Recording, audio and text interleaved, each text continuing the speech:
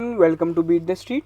आज हम यहाँ पे बात करने वाले 5 पॉइंट एनालिसिस में एचडीएफसी बैंक के बारे में। इस वीडियो में हम कुछ 5 बातें ऐसे जानेंगे जो एचडीएफसी बैंक के शेयर प्राइस को सबसे ज़्यादा अफेक्ट कर रही है और यहाँ पे आपको ट्रेड लेने में आसानी होगी। हम सबसे पहले फिनेंशियल रिजल्ट्स को जानेंगे और थोड़ी बहुत उन डीप चीज़ों को समझेंगे, कुछ की फैक्टर्स को जानेंगे और लास्ट में मैं टेक्निकल एनालिसिस के थ्रू आपको बताऊंगा कि इसमें आपको क्या करना चाहिए, बाय करे सेल करे, short term long term target क्या हो सकते हैं और क्या वापस एचडीएफसी बैंक में एक अच्छा खासा रैली देखने को मिल सकता है या नहीं। ये सारी चीज़ें इस वीडियो के अंदर डिस्कस करेंगे। अगर आप हमारे चैनल पर पहली बार आ रहे हैं तो चैनल को जरूर सब्सक्राइब करें और बेल आइकन जरूर दबाएं। चलिए, सबसे पहले आप सभी ने देख लिया होगा आज जो बाजार के टूटने का रीज़न है वो है बैंक्स। अब बैंक्स क्यों टूटे हैं सारे, तो उसके पीछे सिंपल रीज़न है। इंडिया के सबसे बड़े बैंक जो कि एचडीएफसी बैंक ने यहाँ पे जो रिजल्ट्स पोस्ट किए Q1 के वो थोड़े ख़राब हैं। नतीजे जो आए हैं वो यहाँ पे एक्सपेक्टेशंस के मुताबिक नहीं है। आप अभी तक ये सारी चीज़ें सब कुछ जान चुके होंगे। अपन उस कुछ की फैक्टर्स को समझ लेते हैं। अगर यहाँ पे सबसे पहले अपन लेते हैं नेट प्रॉफिट की बात करें। ये सारा जो एनालिसिस है YoY बेसिस पे चल रहा है। तो अगर आप देखोगे नेट रेवेन्यू जो इनका है वो 18% से बड़ा है, नेट प्रॉफिट इनका 16% से बड़ा है, टोटल एडवांसेज यहाँ पे 14% से बड़े हैं, बैलेंस शीट साइज भी 13% से और टोटल डिपॉजिट्स भी 13% से बड़े हैं और यहाँ पे जो ऑपरेटिंग प्रॉफिट है वो 18% से बड़ा है। लगभग यहाँ पे 15 से 20% के बीच के अंदर यहाँ पे ग्रोथ पुट ऑन करी है। उसके बाद अगर आप देखोगे इनका जो नेट इंटरेस्ट मार्जिन है वो 4.1% रह गया है। 4.1 नेट इंटरेस्ट मार्जिन का मतलब होता है कि मान लीजिए अगर मैं एचडीएफसी बैंक आपसे यहाँ पे अगर लोन चार्ज करता है, लोन की इंटरेस्ट रेट वो लेता है 10% और यहाँ पे जो अपने एफडी डिपॉजिट्स पे जो वो पे करता है वो करीबन होता है 5.9%। तो आप उस हिसाब से देख लीजिए कि 5.9 पे अगर यहाँ पे वो एफडी वालों को पे करता है और 4.1 लगा के उसमें अपना मार्जिन जोड़ के वो अपना करता है, तो ये जितना ज़्यादा होता है उतनी अच्छी बात होती है। Capital adequacy ratio basically RBI का एक रेशो है, ये 19.1% रहा है। जीएनपीए जो रहा है, ग्रॉस जीएनपीए, ये पिछली बार से बढ़ा है। मतलब अगर अपन बात करें पिछले क्वार्टर से ये बढ़ा है। कासा रेशो 45% रहा है। ये जितना ज़्यादा होता है उतना अच्छा होता है। कासा रेशो का मतलब होता है करंट अकाउंट एंड यहाँ पे सेविंग्स अकाउंट। ये वो वाले जो दो अकाउंट्स होते हैं फिक्स्ड डिपॉजिट के अलावा, इन दो अकाउंट के अंदर इंटरेस्ट रेट बहुत कम होती है। अगर आपने देखा होगा करंट अकाउंट के अंदर तो इंटरेस्ट रेट पे ही नहीं किया जाता है। तो ये बेसिकली अगर आप देखोगे कंपनी को फ्री फंड मिलता है, ठीक है। उसके बाद यहाँ पे कंपनी की ब्रांचेस के बारे में डिटेल दी गई है और यहाँ पे डोमेस्टिक लोन बुक्स है, तो यहाँ पे उसके बारे में तो अपन अलग से यहाँ पे बात करेंगे। अब यहाँ पे कुछ की फैक्टर्स जो यहाँ पे काम कर रहे हैं, एक सबसे बड़ा जो की फैक्टर है इनकी लोन बुक। इनकी लोन बुक में अभी क्या हो रहा है कि इनकी लोन बुक यहाँ पे कम होती जा रही है। 5,27,000 करोड़ से अगर आप देखोगे 5,23,000 करोड़ हुई है, जो कि अगर आप देखोगे तो लगातार ये प्रेशर पे। ऑलरेडी एचडीएफसी बैंक और यहाँ पे बड़े जितने भी बैंक्स हैं वो कॉशियस होने के कारण अपनी लोन ग्रोथ यहाँ पे मेंटेन नहीं कर पा रहे थे। वहीं पे अब यहाँ पे एचडीएफसी बैंक और ओवरऑल जो यहाँ पे बैंकिंग सेक्टर है उनका भी यहाँ पे जो टारगेट है वो सिंगल डिजिट लोन ग्रोथ का है, ठीक है। अगर अपन बड़े बैंक्स की बात करें, अब देखो छोटा बैंक क्या होता है कि वो एग्रेसिव लेंडिंग करता है और यहाँ पे रिस्क ऑफ एनपीए ज्यादा होते हैं, बट सबसे जो कॉशियस होता है और जो सबसे सोच समझ के काम करने वाला है वो एचडीएफसी बैंक और कोटक बैंक जैसे बड़े बैंक है। तो उन लोग ने जो बोला है कि हम लोग 10% के लगभग यहाँ पे है ना ग्रोथ यहाँ पे हासिल करना चाहते हैं ओवर द मतलब है ना दिस फाइनेंशियल ईयर। अब यहाँ पे क्या हो रहा है कि यहाँ पे 10% ग्रोथ की जगह अभी पहली बार जब यहाँ पे Q1 के रिजल्ट आए तो ये लोन ग्रोथ कम हो गई है। अब ये है ना सबसे बड़ा इंपॉर्टेंट फैक्टर है जो खराब है। अगर लोन में ग्रोथ नहीं आएगी तो बिजनेस में ग्रोथ नहीं आएगी। लोन की ग्रोथ ही सबसे इंपॉर्टेंट फैक्टर है, ठीक है। अब ये सारी चीजें क्यों हो रही है और यहाँ पे क्या एक फैक्टर है जो बढ़ सकता है। देखो अपना है ना अभी सेकंड वेव आया था, सेकंड वेव वापस एक है ना बहुत बड़ी अनसर्टेनिटी लेके आया था अप्रैल से जून के महीने में।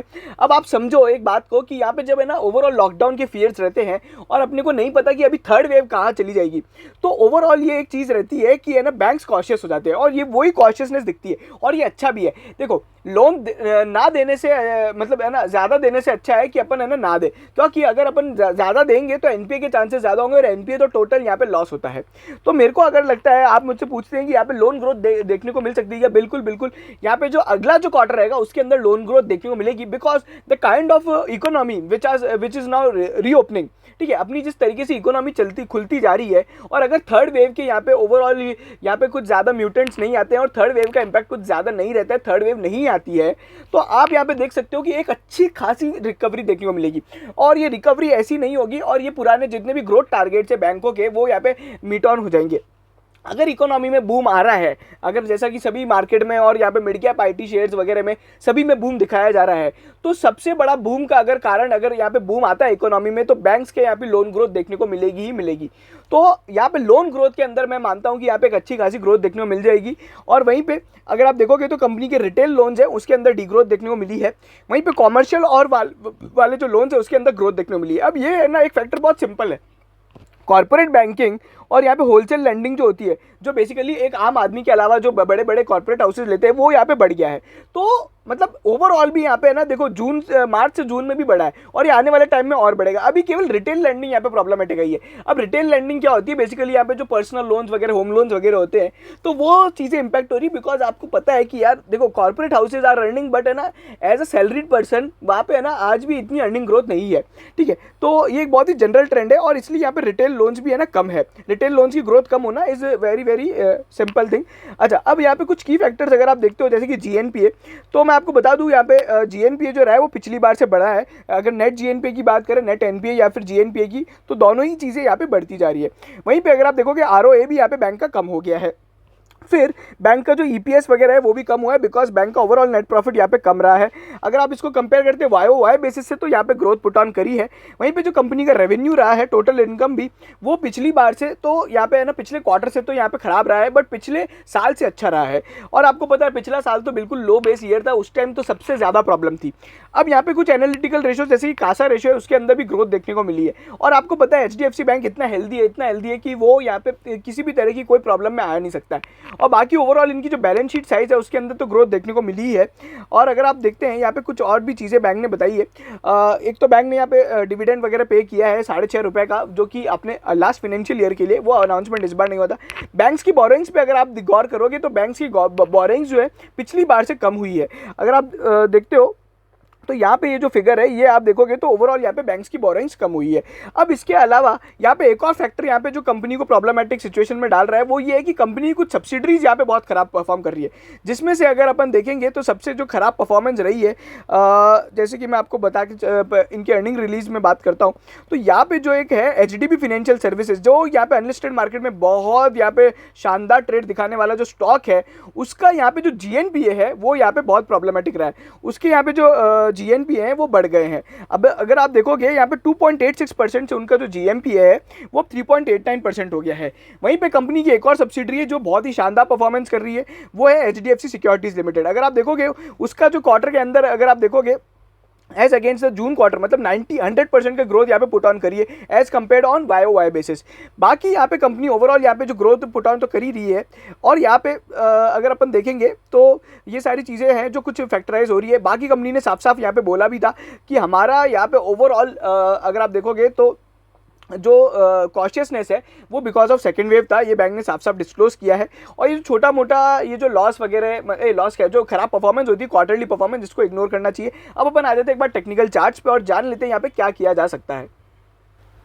तो यहाँ पे क्या हो रहा है, एक रेंज बाउंड ट्रेड देखने को मिल रहा है। रेंज बाउंड ट्रेड क्या हो रहा है कि एक तो 1530 का रेजिस्टेंस वो क्रॉस नहीं कर पा रहा है, ऐसा बहुत बार हुआ है।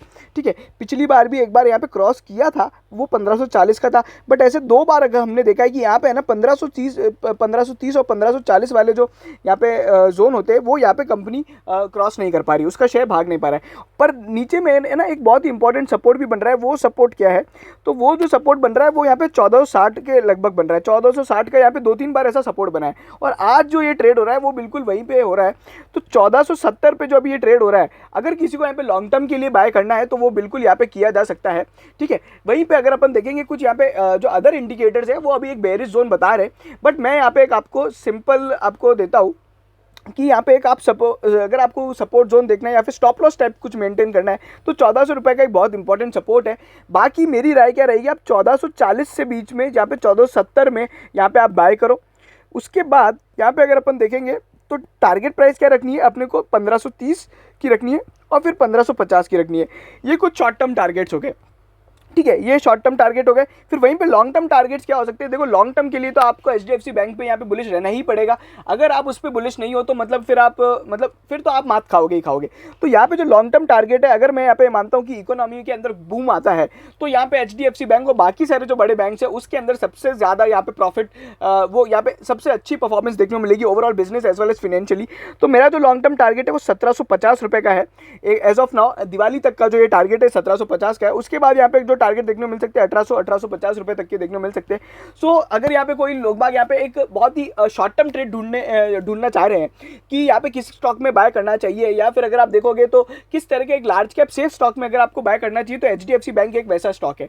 अगर आपको वीडियो पसंद आया तो प्लीज़ शेयर कीजिए, चैनल को जरूर सब्सक्राइब कीजिए, और आप हमें टेलीग्राम चैनल पर ज्वाइन कर सकते हैं जहाँ पे हम सभी तरह की फ्री ट्रेड टिप्स, और यहाँ पे ट्विटर पे भी हम लोग ये सब चीज़ें अपलोड करते हैं। तो आप बीट द स्ट्रीट सर्च कर सकते हैं और आप हमें ज्वाइन कर सकते हैं। Thank you so much.